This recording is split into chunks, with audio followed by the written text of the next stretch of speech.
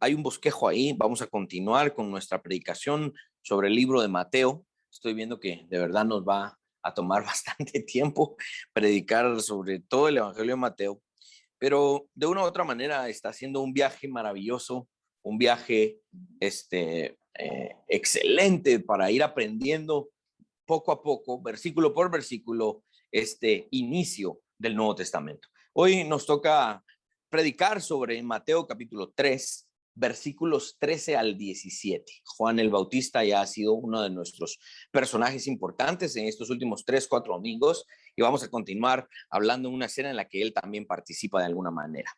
Dice Mateo 3, versículo 13 al 17. Entonces Jesús vino de Galilea a Juan al Jordán para ser bautizado por él.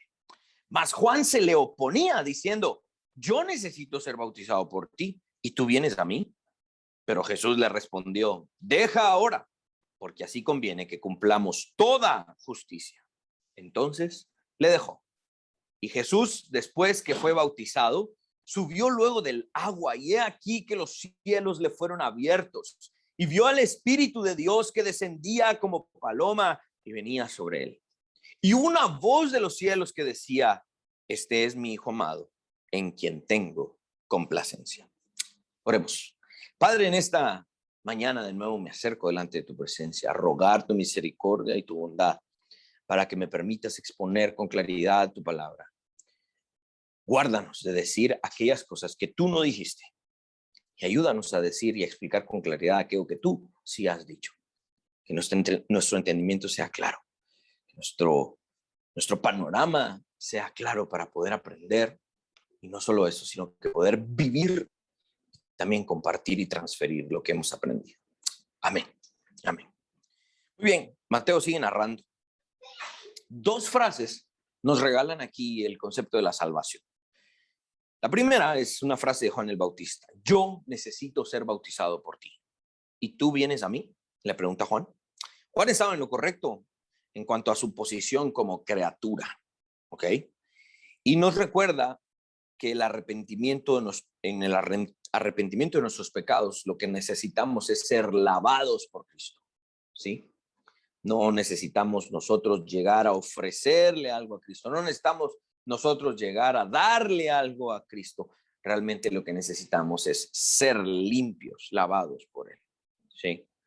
El Señor ha limpiado y paradójicamente seguirá limpiando a todo aquel que ha elegido, y estará limpiando su creación hasta el día en el que ya no haya rastro de pecado en el mundo, y entonces podamos proclamar que el reino ha sido completado totalmente.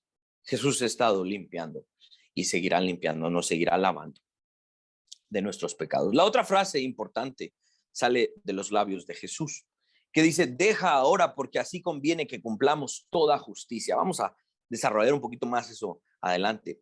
Pero en este punto, uno de los grandes objetivos de la salvación, de la redención de la humanidad, es que cumplamos delante del Padre toda justicia. Cuando Jesús viene y salva y limpia, nos justifica, es decir, nos hace justos. ¿Por qué? Porque cuando estamos delante del Padre, el Padre dice: no puedo, no te puedo aceptar así. No puedo aceptarte con esos pensamientos, con esas mañas, con esas... No puedo. Yo soy totalmente santo. No puedo convivir contigo. Es por eso que Jesús aparece en la escena y dice: Padre, dame un momento. Y nos limpia y hace un intercambio. Toma nuestro pecado y nos imputa su justicia. Entonces voltea con el Padre y le dice: Padre, ¿y ahora? Ahora sí, dice el Padre. Véngase para acá. Ya puedo tener comunión con ustedes. ¿Por qué? Porque Jesucristo ha cumplido toda justicia. Esa es la orientación salvadora y redentora de este pasaje. Pero el tercer punto que nos ayuda a entender la redención en este pasaje es la imagen de Jesús sometiéndose al bautismo. Ayer publicábamos esa imagen con Henry. Estuvimos hablando con Henry, ¿no? Esta frase, no, mejor esta, no, mejor esta. Y que no sé qué, y que no, quitarle doctor William Ochoa, que solo así, que ponerle no sé qué. al fin, va para un post como 45 minutos de discusión. Pero la imagen que finalmente elegimos fue Jesús sometiéndose al bautismo, porque esta escena que hoy vamos a predicar, que vamos a analizar, ilustra el misterio de la encarnación. El Creador se hizo criatura, ya lo sabemos, y el que debiese bautizar a la humanidad, ahora se deja bautizar, en el sentido de identificarse, porque Jesús se identifica no solamente siendo como nosotros, hombre, sino que se identifica con nuestros pecados. Y este es uno de los puntos que vamos a tratar hoy. Cuando se bautiza, Él dice, yo voy a tomar tu pecado y lo voy a llevar sobre mí, y lo voy a portar, y lo voy a llevar en la cruz. Por eso es que Jesús se bautiza. Aquí hay una orientación salvadora. Qué humildad la de nuestro Señor Jesucristo. Y de nuevo, el color de la salvación rebosa sobre estos pasajes. Vamos al contexto. Ahí puse en sus bosquejos algunos detalles, y voy a hablar de varios. Pero el que más llama nuestra atención es cómo inicia el pasaje. Verso 13. Jesús vino ¿de dónde? De Galilea. Muy bien, este es un detalle que debemos considerar, ya que Mateo en pasajes anteriores reveló que Jesús estuvo en Egipto para que se cumpliese la profecía, nació en Belén, fue a Egipto, luego cuando regresó, no regresaron a Belén por los clavos del gobernador, entonces dijo José, mejor vámonos para allá, se fue a Nazaret, un lugar oscuro y totalmente despreciado, y parece ser que aquí Mateo da un salto en la vida de Jesús. Aquí deja de revelar los detalles, vagamente desde el viento y el niño bien pequeño, siendo bebé, y salta hasta los casi 30 años. Mateo deja en blanco casi 30 años de la historia de Jesús, porque no es el deseo de Mateo revelar detalles, y se revelan más detalles, como la historia cuando estaba en el templo a los 12 años, en otros evangelios que vamos a llegar, no sé dentro de cuántos años vamos a llegar a predicar ahí, pero vamos a llegar, se los prometo. Pero el punto es que aquí Mateo salta de Nazaret a otra ciudad llamada Galilea, y algunos teólogos creen que Jesús sí pasó parte de su juventud en Galilea, y vamos a ver qué significa Galilea, por qué Mateo nos deja saber que venía de allí, de Galilea. Es interesante que el Señor sale de Galilea para iniciar su ministerio. ¿Por qué? Porque ¿dónde culmina su ministerio? Culmina su ministerio en Galilea. Cuando Él resucita, le dice a las mujeres, necesito que esta noticia de que yo resucité se sepa rápido. Entonces utilizó a las mujeres porque las mujeres comunican más fácilmente. Son bromas. Y les dice a las mujeres, díganle a mis discípulos que me encuentren en Galilea. Y en Galilea es su última aparición. De allí salió para iniciar su ministerio y regresa allí para culminar su ministerio. Estos son detalles interesantes, ¿no? Y ahí le da sus palabras finales, que es lo que conocemos como la Gran Comisión en Mateo 28. Kenneth Gentry escribe sobre este lugar, Galilea. Quiero que escuchen. Galilea era un área en Israel que contenía una población mixta, ¿sí? Compuesta por judíos y gentiles desde tiempos más tempranos. Durante el conflicto asirio tardío, recuerden que Israel estaba dividido en dos grandes reinos, el sur y el norte. Galilea estaba en el norte de Israel, y estas 10 tribus que habían sido conquistadas por Asiria, pues habían sido llevadas cautivas, y el gobierno asirio había puesto en esa área gente de otras naciones. Entonces, cuando amanecemos en el Nuevo Testamento, aquí en el norte, en Galilea, habían judíos y habían gentiles. De hecho, le llamaban Galilea de los gentiles, el norte de Israel, ¿sí? Entonces, para el conflicto asirio tardío, los judíos de ese lugar fueron llevados cautivos, dejando ahí muchos gentiles como habitantes de esa tierra. Esto lo podemos ver en el segundo libro de Reyes, capítulo 15, versículo 29 en adelante. Por estas razones, La parte norte de Galilea era reconocida como Galilea de los Gentiles. También por estas razones los galileos eran reconocidos por su acento mezclado y eran despreciados por los judíos del sur, una región supuestamente más pura. Porque en el sur estaba Jerusalén. Entonces, los del sur decían, los del norte, esos son mezclados. Nosotros tenemos pedigrí, decían ellos, ¿verdad? Los del sur. Esos son mezclados. Y se burlaban de ellos por su acento, ¿eh? Como nuestro hermano Luis publicaría alguna vez en Facebook, todo iba bonito hasta que me dijo, ¿y usted dónde mero es? Pues, esos acentos, ¿verdad? Ya. Gracias, Luis. Excelentes publicaciones. Excelentes aportaciones. Me gustan, sí. Tenían un acento, ¿verdad? Que hasta se burlaban de ellos. Vamos a ver un poquito más de eso. A continuación, quiero darles algunas frases y detalles de a dónde llegaba el desprecio rabínico. Cómo los rabinos despreciaban a la gente que vivía en Galilea. Decían, si alguien quiere enriquecerse, que se vaya al norte, es decir, a Galilea. Si desean adquirir sabiduría, que vengan al sur. Como quien dice, allá en el norte tienen pisto, pero son tontos. Si ustedes quieren ser sabios, vénganse a vivir al sur, que era Jerusalén. Este era el dicho con el que el orgullo rabínico distinguía entre las riquezas materiales de Galilea y la supremacía de la erudición tradicional que pretendían las academias de la Judea propia. No había términos de menosprecio suficientemente duros para expresar el arrogante desdén con el que un rabinista normal consideraba a sus correligionarios del norte. No existían suficientes insultos. Era de verdad una región de la cual se avergonzaban. No querían ni ser mezclados con ellos. Decían cosas como, esta gente que no conoce la ley, esto era la ley tradicional. Miren lo que decían los rabinos, son unos malditos. Así les llamaban. Esta frase era el brusco sumario de la estimación que tenían los rabinos de la opinión popular.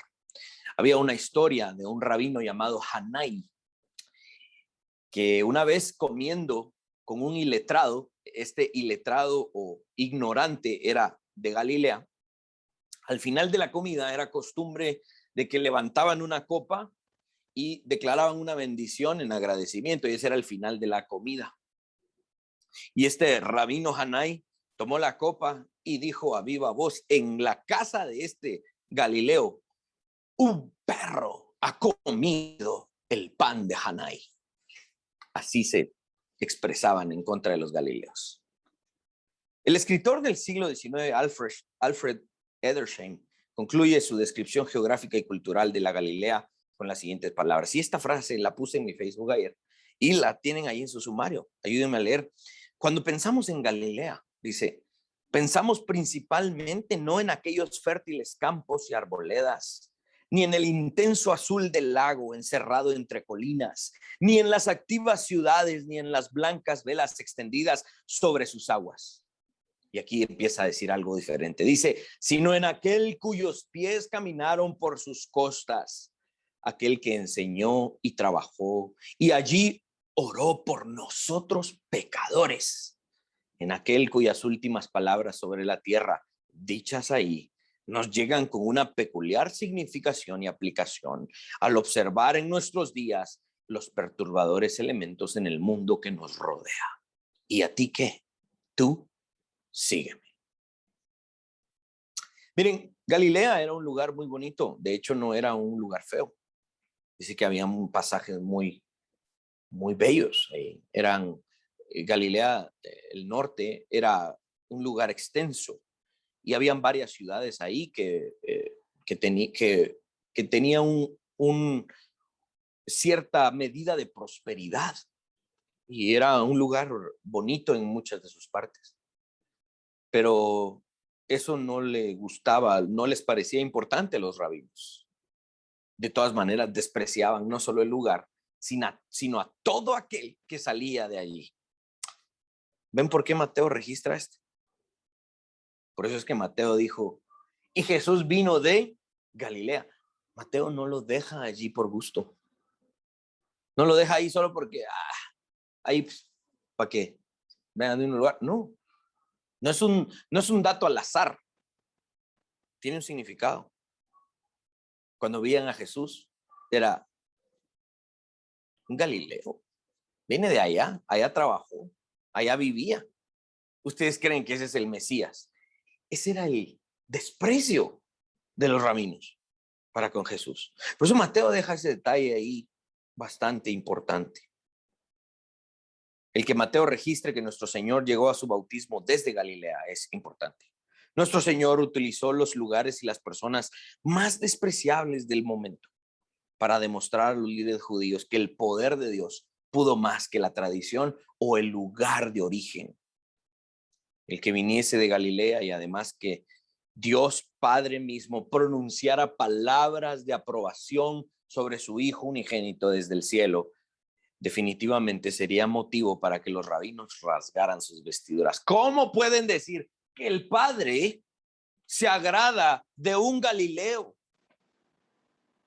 Galileo es alguien despreciable. Ese era el sentimiento de ese momento. Ok, suficiente contexto porque si no nos podemos enrolar ahí durante mucho tiempo. Vamos al significado original. Sigamos entendiendo detrás del registro de Mateo el por qué nuestro Señor vino de ahí para ser bautizado. Jesús viene de Galilea para dar inicio a su ministerio terrenal, como ya dijimos.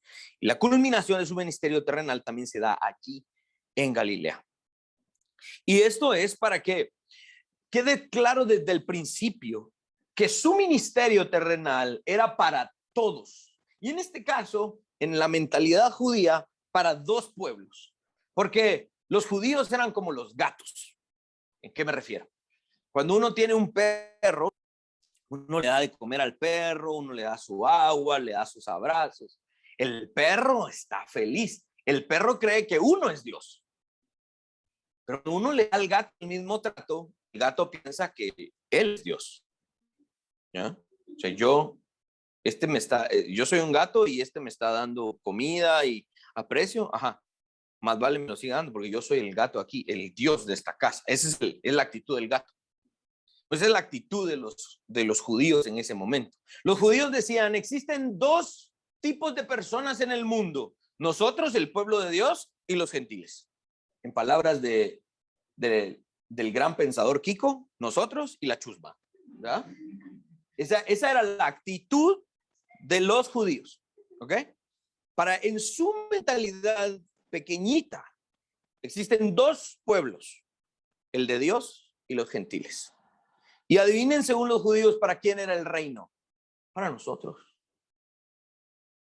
Y si quieres ser parte, te va a costar entrar. Por eso Jesús los reprende y los maldice. Ustedes cuando hacen a un prosélito que haga todas esas ritos para intentar convertirse en un judío, lo hacen 10 veces más merecedor del infierno. Esa era la mentalidad judía. Entrar al pueblo del pacto, al pueblo del reino, era cosa difícil. Y ellos hacían que otros ganaran supuestamente su aprobación y su salvación por medio de obras. Por eso es que Pablo dice, no es por obras. Entonces, el que Jesús venga de Galilea, inicia ahí su ministerio y termine ahí su ministerio, nos dice una cosa. Bueno, nos puede decir muchas, pero quiero hacer énfasis en una. Desde el principio de su ministerio terrenal, Jesús está diciendo, yo vine a salvar a ambos pueblos. Y de hecho, de los dos pueblos, judíos y gentiles, voy a hacer uno solo. Ese es el significado de que él venga de Galilea. Kenneth Gentry Jr. en su libro La grandeza de la gran comisión, un libro muy bonito, chiquitito, muy bonito, dice lo siguiente: su movilización, la movilización de Jesús fue de Galilea hacia Judea. Es decir, él estaba en Galilea, fuera de lo elegido según los judíos. Él se moviliza del mundo hacia Galilea.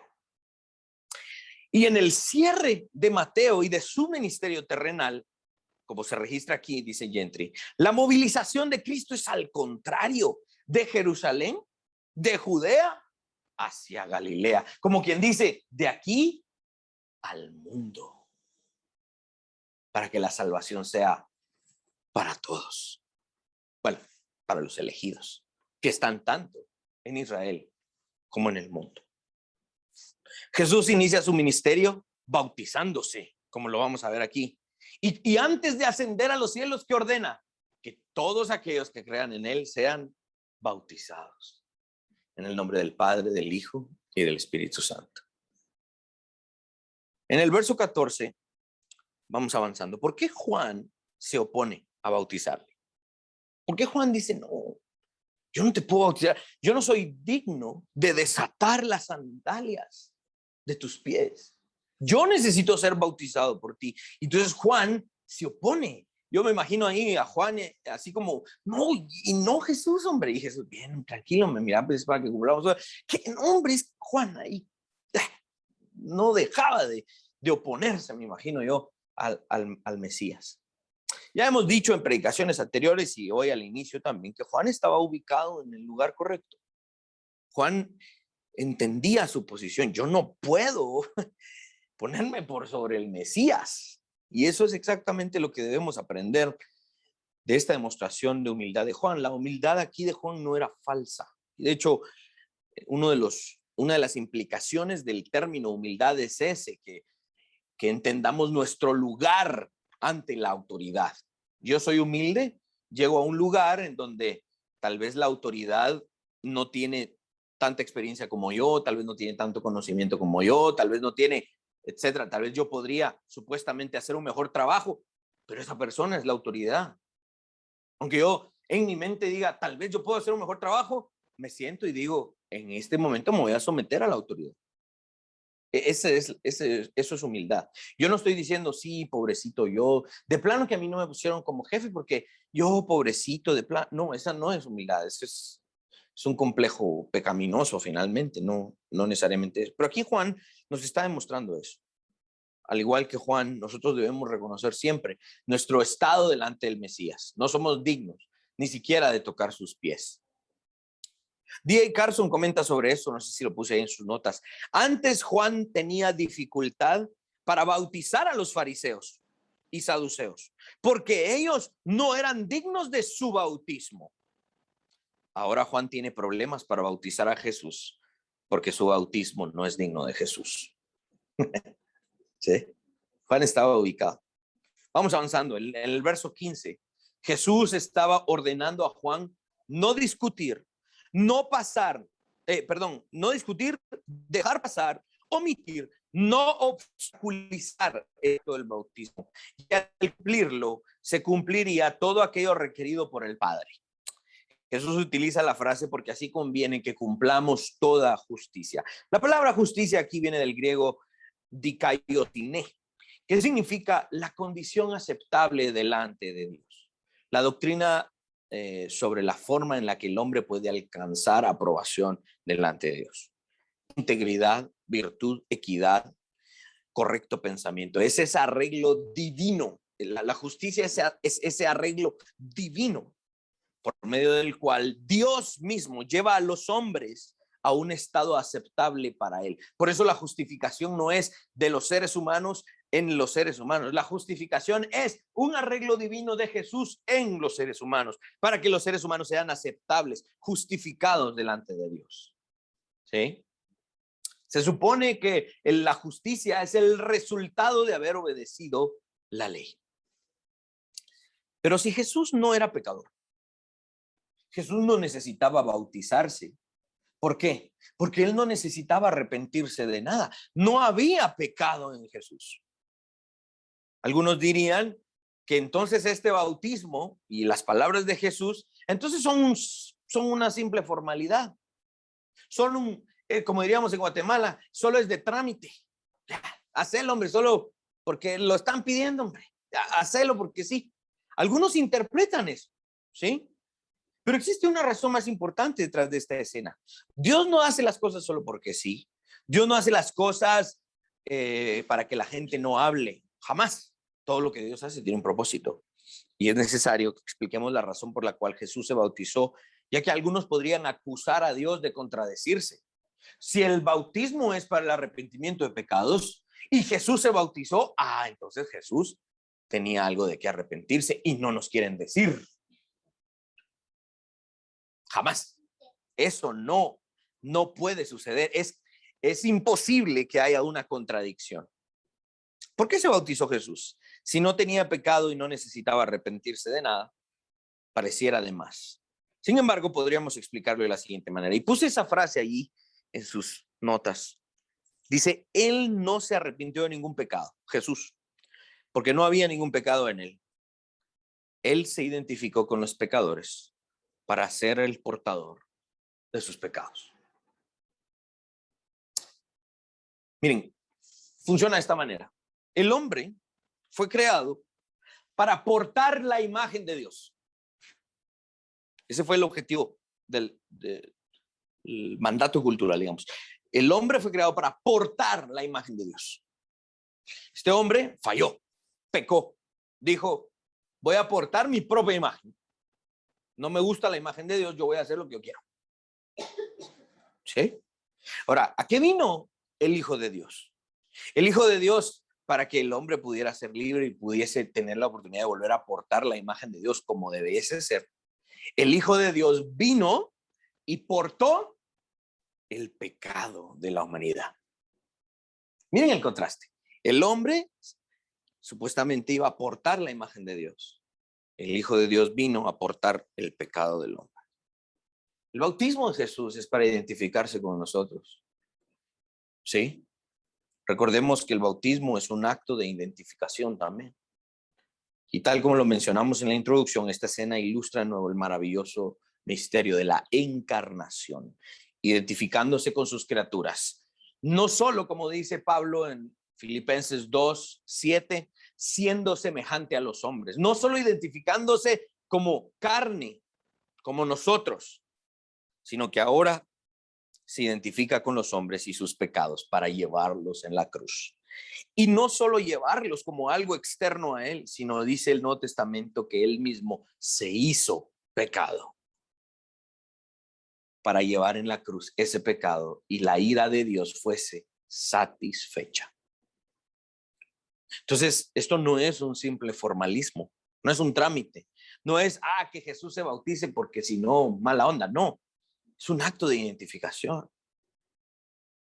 Dice D.A. Carson que por medio de su bautismo Jesús afirma su determinación para realizar el trabajo que se le asignó.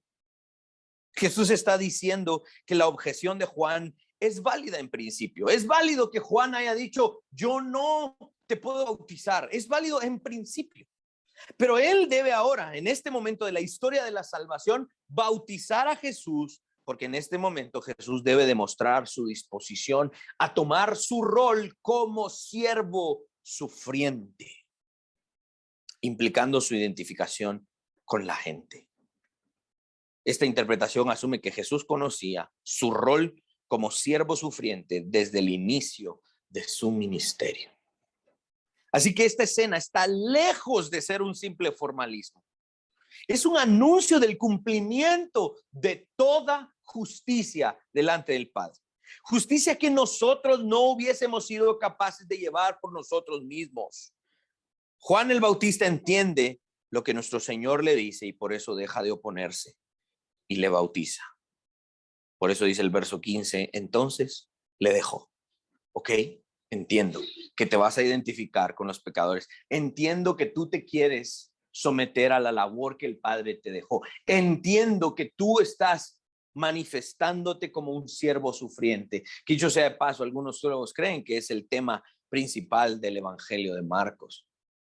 Y entonces Juan entiende y dice, ok, te bautizo. Luego de ser bautizado, Jesús sube del agua y dice el verso 16, los cielos fueron abiertos. Frase que merece una pequeña explicación. Esto es lo que se conoce como un hebraísmo, ¿sí? Un hebraísmo es una forma muy hebrea de hablar, como aquí en Guatemala tenemos muchos chapinismos. Ayer estuve haciendo una investigación ahí con mi esposa y la hermana de mi esposa. ¿Qué sería un chapinismo, verdad? ¿Qué frases son muy nuestras, no? Ah, sí, es que el clavo es que es un chapinismo, ¿ah? ¿Ah? Ese tipo de cosas, ¿no? Entonces, aquí no tan coloquial, pues, ni tan burdo como lo estoy poniendo, pero digamos cuando en la escritura un hebreo escribía y los cielos fueron abiertos, que de hecho también es una imagen de varias profecías del Antiguo Testamento, es una forma muy hebrea de hablar, ¿sí? Y dice que aquí los cielos fueron abiertos. Abiertos viene del griego anoigó, que significa simplemente abrir. Hebraísticamente hablando, de aquellos que empiezan a hablar el cielo abierto y algo descendiendo. Es como cuando, mira, no le digas tal cosa a mi mamá y le dice, ¿para qué le dijiste? Ahora, ¿quién la va a callar? O sea, es como, ¿para qué le dijiste? Ya empezó a hablar y no se va a callar. Esto es lo que Mateo está diciendo. Los cielos fueron abiertos, el Padre va a pronunciar algo y no hay nadie que lo pueda callar. Pareciera indicar el momento en el que algo inicia y el Padre no va a parar hasta hacerlo. El que los cielos se abran significaba que el Padre iba a hablar y nadie lo iba a callar. D.A. Carson comenta, y ahí lo puse creo yo en sus notas, esta voz es de Dios desde el cielo y testifica que Dios mismo ha roto el silencio y está revelándose de nuevo al hombre. Una clara señal del amanecer de la era mesiánica.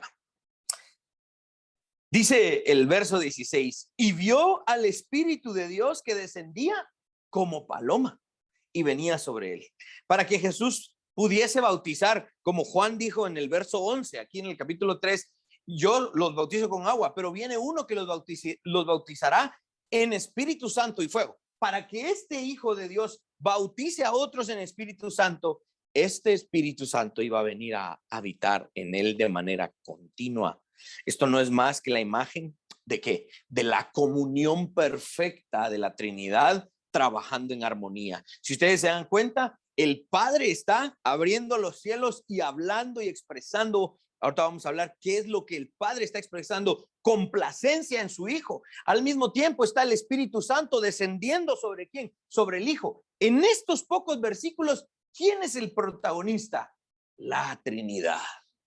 Aquí está el Padre, el Hijo y el Espíritu Santo. Esta imagen es la imagen, es una de las imágenes que tenemos en la Escritura en donde se nos demuestra que la Trinidad jamás está en contra de sí misma. No puede. La Trinidad trabaja en perfecta comunión e intimidad. Esta imagen del Padre y el Espíritu Santo descendiendo sobre el Hijo es un cuadro que puede plantarse en nuestra mente y decir, este es el Dios de la Escritura, que obra en perfección, en equipo, totalmente coordinado, como un solo Dios. Aunque están las tres personas de la Trinidad allí descritas, esta imagen nos ilustra, es un solo Dios. Qué paradójico. Y gracias a Dios que ustedes en esta iglesia ya aprendieron qué significa el término paradoja. ¿Verdad? El Espíritu Santo viene a habitar de continuo en la vida del Hijo para que después todos aquellos que vengamos al Hijo también nos convirtamos en ¿qué? En morada del Espíritu. Es una imagen que anuncia lo que iba a suceder después con nosotros. Cuando venimos a Cristo y llamamos a Jesús Señor, sucede esto. El Espíritu Santo viene a habitar en nosotros. Jesús anuncia lo que iba a pasar con nosotros. Qué montón de significado, ¿no? Hay en estas pequeñas imágenes que realmente no son pequeñas, son históricas. Sigamos avanzando. En el último verso, sigue diciendo el pasaje en el verso 17, y hubo una voz de los cielos que decía, este es mi Hijo amado en quien tengo complacencia. Miren, este genial detalle registrado por Mateo nos muestra el intenso amor del Padre por el Hijo de Dios.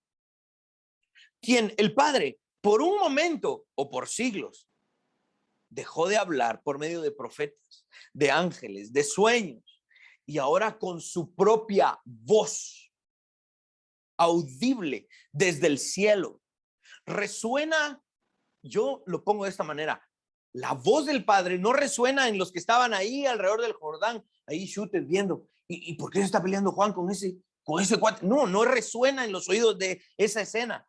Yo lo que veo aquí es que la voz de Dios, del Padre, resuena en los oídos de la historia humana. ¿Sí?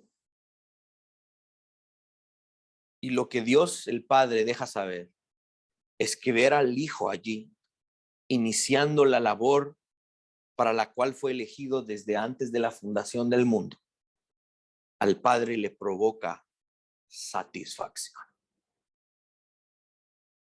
El Padre grita desde el cielo y dice: estoy complacido por lo que mi Hijo está haciendo. Estábamos con, este es un ejemplo muy pequeño, pero salud, pero tal vez nos puede ayudar. Josué estaba recibiendo clases de natación y a cierta parte del año la escuela de natación hacía unas competencias, ¿no?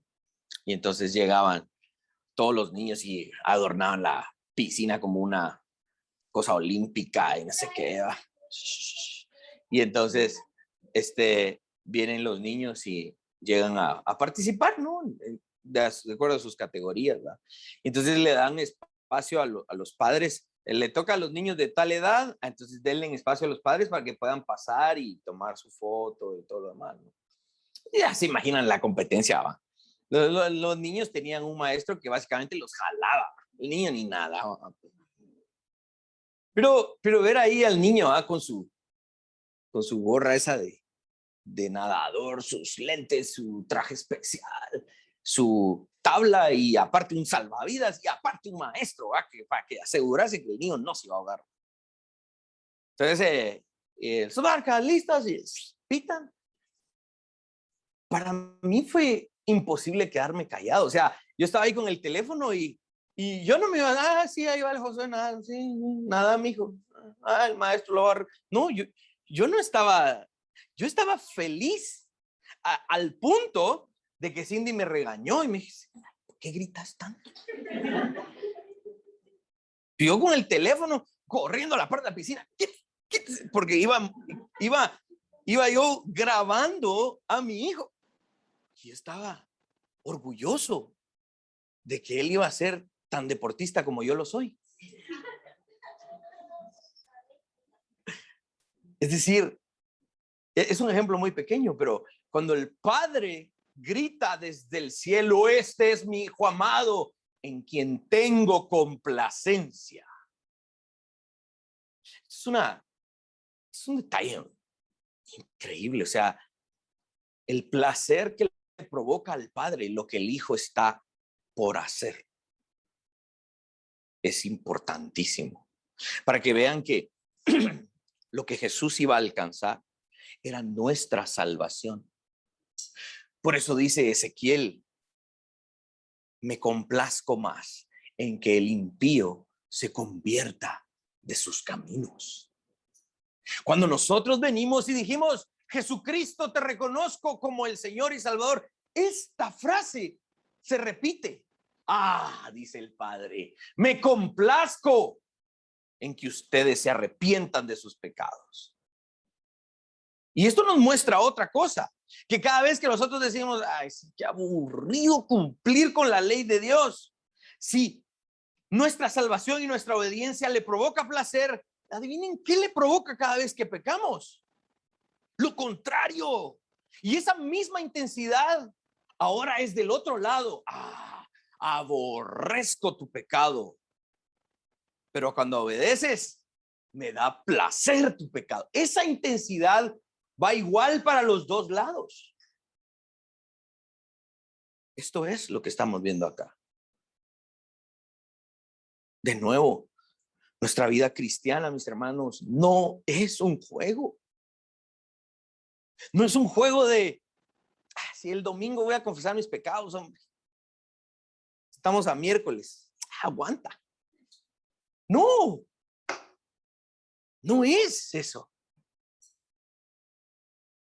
Una vez un hermano allá en Chimaltenango su nombre es Uri Barbosa, creo que fue el que lo dijo. Él dijo, el santo es aquel que peca, pero se deshace de su pecado lo antes posible.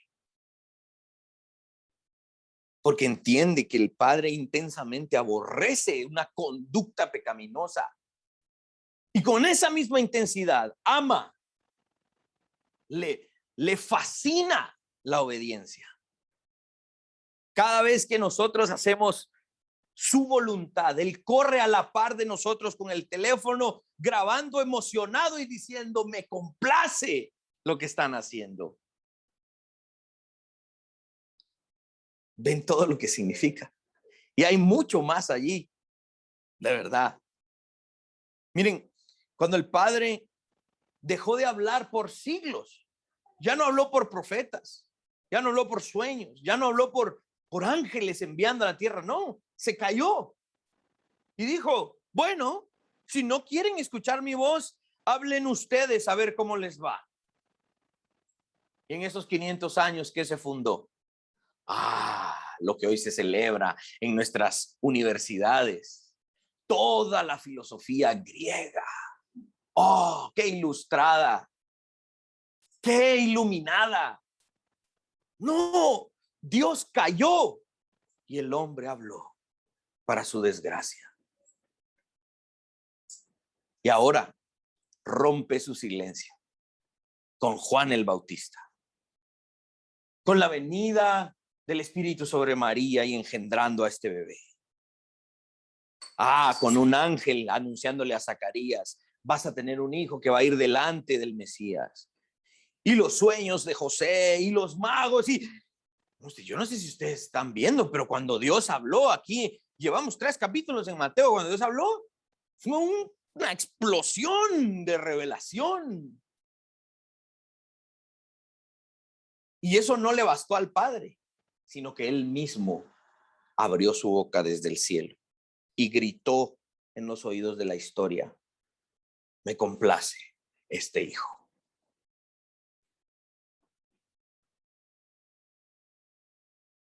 El drama de la redención está llegando a su punto más álgido, ¿sí? La voz del Padre parece provenir de este Padre emocionado. ¿Por qué? Porque Jesús es el Cordero inmolado desde la fundación del mundo. Y aquí se está encarnado, se está bautizando y está diciendo, Padre, estoy dispuesto a ser ese siervo sufriente. Yo tengo la gloria contigo porque soy el Hijo de Dios, pero estoy dispuesto a hacerme la criatura y portar los pecados de los humanos. Entonces, el drama de la redención está como subiendo de intensidad. No sé si de repente han escuchado esas orquestas sinfónicas allá en Europa, que uno le tiene que dar como que mucho volumen porque la orquesta está tocando así como suavecito. Si uno le dice, pues no se oye eso, le da uno volumen y entonces empieza la orquesta y después uno le baja porque le subió mucho, ¿va? Y la intensidad de la orquesta de repente y suben los metales y las tubas y los timbales. Bueno, eso es lo que estamos viendo acá. Cuando Jesús sale del agua, el drama de la redención está agarrando fuerza. Se está acercando el momento de la decisión. Yo escribí aquí que aquí es como un ímpetu que no se puede parar. Ya inició una bola de nieve que viene y se está haciendo cada vez más grande. ¿Y quién se va a oponer a esa gigantesca bola? No se puede. Ya inició. Yo escribí aquí en mis notas que el pecado mismo empezó a temblar porque el momento de su derrota se había acercado. Algunos teólogos dicen que en ese momento en el que Dios habla, pudo haber sido una especie de estruendo que aquellos que no entendían el trasfondo de esa escena histórica no pudieron entender esa voz que resonó allí. Pero Mateo, cuando recopila esto, dice, los que estaban allí, estaban entendiendo lo que estaba pasando, pudieron comprender el significado y pudieron escuchar esas palabras. Por eso Pedro dice, aunque escuchamos con nuestros propios oídos, aunque vimos con nuestros propios ojos la gloria del Padre, Él escuchó tal vez no aquí, pero en el monte en el monte de la transfiguración, recuerdan, el Padre volvió a repetir estas palabras. El Hijo había llegado y su hora se había llegado para cumplir con su misión. Muy bien, culminemos esto con el último punto en su bosquejo, que es la aplicación. ¿Cómo aplicamos estas cosas? Jesús nos enseñó que no importa de dónde somos, ¿verdad? Su poder se perfecciona, aún así vengamos del lugar menos ideal del planeta.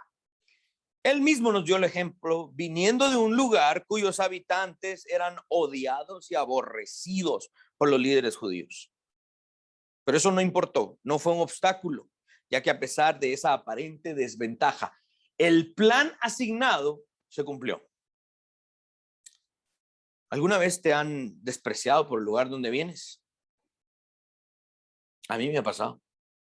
En cada trabajo que tuve, se burlaban de donde yo vivía. Se enojaban conmigo. Me tenían que ir a dejar hasta después de Peronia. ¿Y dónde es Peronia? Saber, pero sabemos que está lejos. Y vos vivís más allá. ¿Qué molestás, Willy? Y les caía mal. De vías del amanecer, me decían, ahí el sol sale cuadrado. Me decían, está muy lejos, me decía. Yo no sé si a ustedes les ha pasado, pero en algún momento, pues, a mí me pasó. Me hacían bullying porque yo vivía muy lejos y no solo vivía lejos, era peligroso donde yo vivía. Era, en serio. Cuando yo llegué a ser jefe, me tocó contratar. Tan feliz yo que solo contrataba gente de lugares como yo, como el que yo venía. Hasta me daba gusto, gente del Milagro, de Nima, de la Venezuela, de la Florida, de la Limonada. No, ahí sí me pasé, dirían algunos, ¿verdad? Una vez vi una persona en Facebook vendiendo un paquete de libros que yo quería. Los Institutos de la Ley Bíblica se llama, de Rosas J. Rushdoony. Y lo estaba vendiendo los 3 volúmenes a un precio que dije, está barato, lo voy a comprar. Y no le voy a decir a mi esposa que se me regaña. Él estaba en Estados Unidos, entonces le escribí por mensaje privado, le dije, yo quiero los libros. Y me dijo, perfecto, dame la dirección y solo agregale $10 al costo por el envío. Ahí está el problema, le dije, que me los tenés que enviar a Guatemala. Solo me respondió, ¿qué es eso? Y ya no me vendió los libros. Todavía los voy a comprar. En otro lado, los voy a comprar. Recuerdo en un álbum del cantante Ron Kenoly, cantante cristiano, en medio de la alabanza, él empezó a contar su testimonio, y dice, yo recuerdo cuando estaba creciendo en mi pueblo, Coffeyville, Kansas. ¿Alguien sabe dónde está ese pueblo? Y todo feliz. Y la gente se empieza a reír, ¿va? No importa, dice él. Y sigue con su testimonio.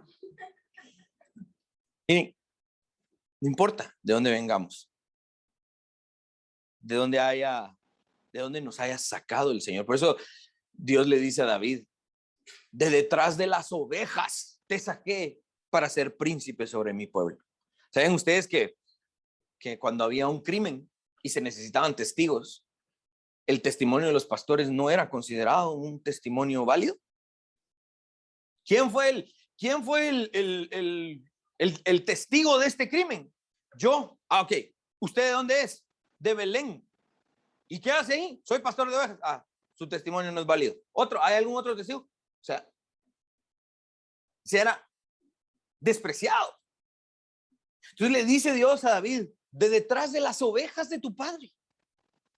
Cuando Samuel llega y le dice a Isaí, uno de tus hijos va a ser rey, lo voy a ungir hoy, manda a traer a tus hijos. Dice Isaí, venga muchachos, alguien de ustedes va a ser rey, me conviene, dice. Y empieza, ¿es este? No. ¿Es este? Tampoco. Ya no tengo más hijos. Entonces Samuel le dice, ya no tienes otro hijo.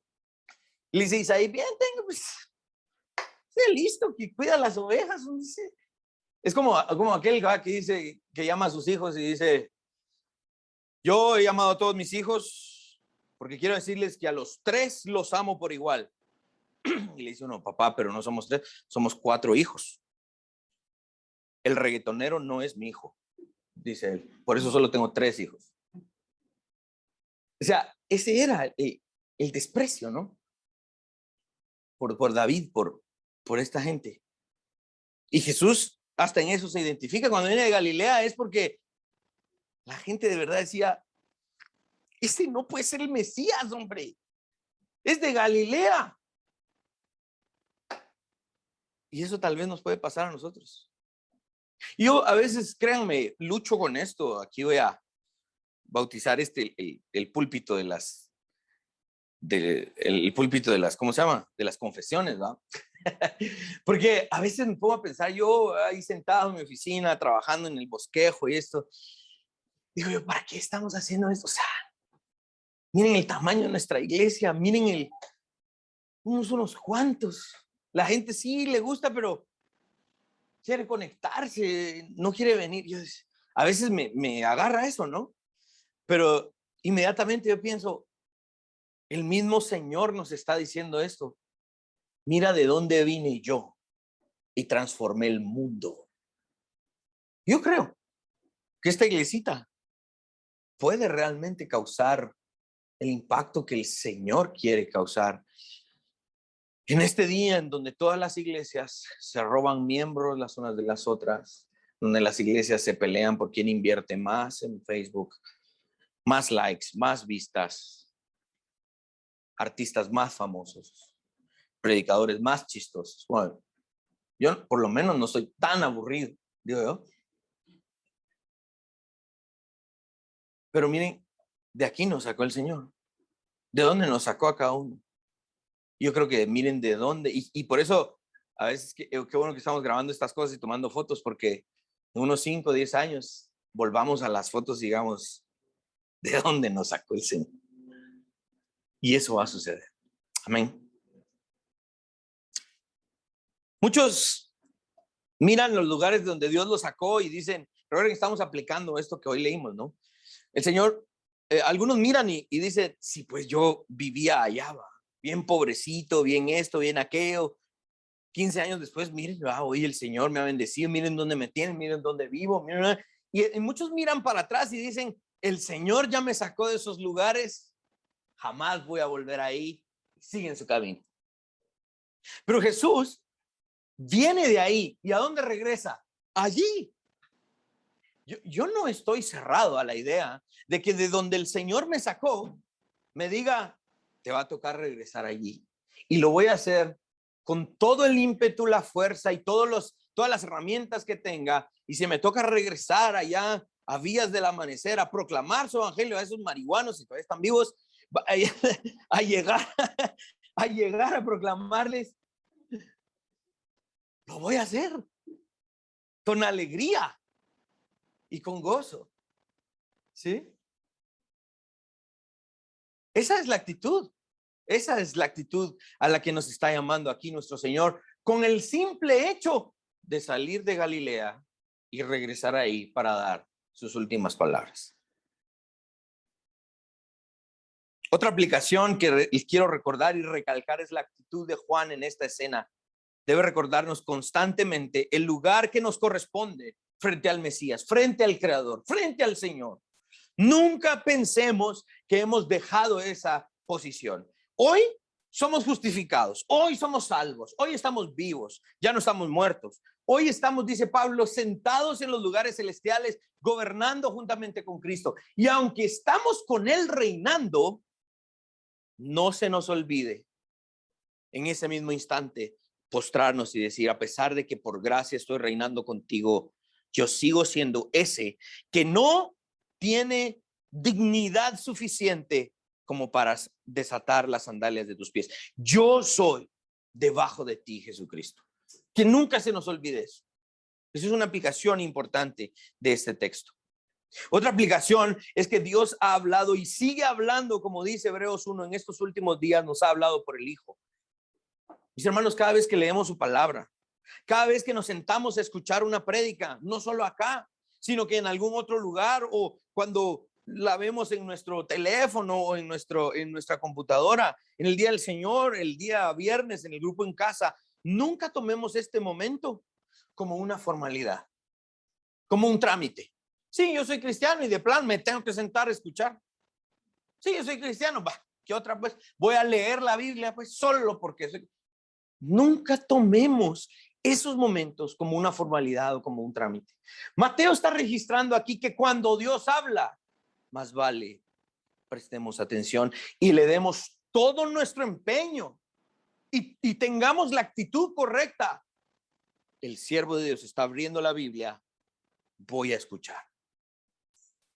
Con mi familia, no todos los días, pero sí muy constantemente, practicamos lo que se llama el culto familiar.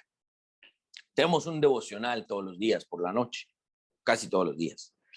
Y cada vez que mi hijo no presta la actitud y la atención necesaria, lo corregimos, porque le estamos enseñando que estos momentos no son un trámite, no son una formalidad, no son un formalismo que hay que llenar porque de plano somos cristianos. No, mis hermanos, cuando Dios habla, hay que ponerle todo el empeño. Por eso, cuando estoy escuchando un predicador aburrido, porque existen, sí, hay que decirlo, cuando estoy escuchando un predicador aburrido, hasta me he puesto a leer artículos de cómo luchar contra el sueño cuando uno se tiene que mantener despierto. Por ejemplo, es una de las cosas por las cuales yo intento no desvelarme, porque sé que cuando me toca escuchar, el enemigo es puerco y me va a agarrar y en ese momento y me va a querer hacer dormirme. Pero no, voy a buscar la manera de escuchar. Ahí al rato les doy el tip para cómo uno se puede quedar despierto cuando el predicador es aburrido. Mis hermanos, cuando Dios habla, más vale que le prestemos atención. ¿Sí? A veces me causa problema y tristeza escuchar que le ponen tanto énfasis que mira, te tienes que preparar de tal manera que en 30 minutos, no más, tienes que dar tu mensaje. Eso me causa problema porque estamos condenando a la audiencia cristiana a decirle, esta audiencia no es capaz de escuchar más de 30 minutos. Por eso es que los videos tienen que ser de 1 minuto, de 1 minuto y medio si mucho, y si son de medio minuto mejor, porque la atención de la gente, yo digo a veces esos son patrañas. El cristiano es aquel que debe de estar dispuesto a sentarse y escuchar y ponerle el énfasis y decir, el cristiano es capaz de manejar más información. Algunos dicen, no, asegúrate en tu prédica de dar un punto, porque la gente no va a escuchar, la gente no va a aprender más. Yo digo, estamos condenando al cristianismo moderno. ¿O será que somos tan incapaces de entender una exégesis? Somos tan incapaces de entender el significado de un par de vocablos griegos o hebreos. Somos tan incapaces de entender el cumplimiento de una profecía. Somos tan incapaces de que un maestro de la Biblia se pare y explique a detalle qué significan estas cosas. No, mis hermanos, no somos tontos, somos hijos de Dios. Tenemos la mente de Cristo. Los puritanos en el siglo XVII, XVIII se sentaban a escuchar prédicas de 3 horas. Así que prepárense porque hoy va a ser la primera de ese tamaño. Son bromas. No, pero este es el punto. Yo digo, cuando estas iglesias hoy, perdónenme de verdad, no quería hablar de eso así, pero de verdad qué feo es cuando, no más de 25. El orador que es bueno es capaz de transmitir en menos de 20 minutos. Es una tendencia absurda, pienso yo, en el cuerpo de Cristo. Nunca se dejen engañar. Ustedes son más capaces que yo soy más capaz de sentarme a escuchar 30 minutos. Cuando Dios habla, yo tengo la capacidad de entenderle. Cuando leo su palabra, yo tengo la capacidad de ir más profundo. Y no necesito ir a un seminario teológico. Simplemente necesito la actitud en el corazón de decir, Dios está hablando, más vale que escuche. ¿Me entienden? Esa es una aplicación que yo saco de esto. ¿Sí? No olvidemos, por último, que el Hijo de Dios ya vino, se encarnó y se identificó con su creación. Ese es un detalle de la humillación de Cristo, es el creador haciéndose criatura. Ahora pregunto, ¿estamos dispuestos nosotros a identificarnos con él? Y no hablo solo del bautismo en agua, que creo aquí ya todos participamos de él, sino me refiero a si el creador estuvo dispuesto a venir a vivir nuestra vida. ¿Estamos nosotros dispuestos a vivir la vida que él nos demanda? La diferencia muchas veces con otras religiones es que otras religiones están dispuestas a morir por sus creencias y son falsas. Muchos de los cristianos no están dispuestos ni siquiera a vivir por su fe. Y dice la Biblia, el justo por la fe vivirá. Y si eso nos lleva a la muerte, qué bueno, qué alegría. Por eso aquí, en esta iglesia estamos libres. No tenemos el miedo de morir. Cada rato hablamos, con César hablamos bastante de eso. Mira, ¿y si morimos? Sí. Me gusta cuando César dice, sí, un mal trago de agua, dice. Un mal trago de agua y me muero. ¿Y qué? Con el Señor. Y no tenemos miedo. ¿Estamos dispuestos a vivir así? Si el Creador estuvo dispuesto a identificarse con nosotros en nuestra forma de vivir, ¿estamos nosotros dispuestos a identificarnos con Él? Y voy de nuevo a un punto que he estado recalcando y que estoy intentando poner en práctica aún más fervientemente. Estoy dispuesto yo a comunicarle a otros que no creen en Él lo que yo hoy vivo y lo que creo. No sé si han dado cuenta, al entrar aquí a la colonia hay una nueva carreta de tacos. Yo estoy yendo a comprar a cada rato porque tengo entre ceja y ceja esos chavos. Y ahí me pongo a hablar con ellos. Ahora venden choripanes y almuerzos. Y les voy a hablar. Y voy a testificar de Cristo. Mis hermanos, yo no sé si cada uno de ustedes hoy lo está haciendo, pero yo quiero recordarles que parte de estas aplicaciones es vivir con unos lentes de la misión. Que cada vez que tengamos en la mente, cada vez que el Espíritu de Dios traiga a nuestra mente a alguien que no le conoce, nos quitemos la vergüenza de proclamar el Evangelio y decir, hey, vamos a echarnos un café, vamos a echarnos un par de tacos. Te quiero hablar de Jesucristo. Ya empezás vos con esas tucharadas y que se burlen. Pero que Dios se complazca en que ellos se burlan de nosotros. Porque finalmente, aquel que no lo quiere escuchar, pues recibirá su pago. Pregunto, ¿queremos nosotros recibir el mismo pago que ellos? No. ¿Cómo nos identificamos con Cristo? Ahí está en sus bosquejos, testificando de lo bueno que Él ha hecho en nosotros y glorificándole por medio de evangelizar. Que dentro de pocos domingos ya no seamos los mismos, sino que cada día el Señor vaya agregando a aquellos que ha elegido y que nosotros tengamos el privilegio de testificar, de evangelizar. Amén.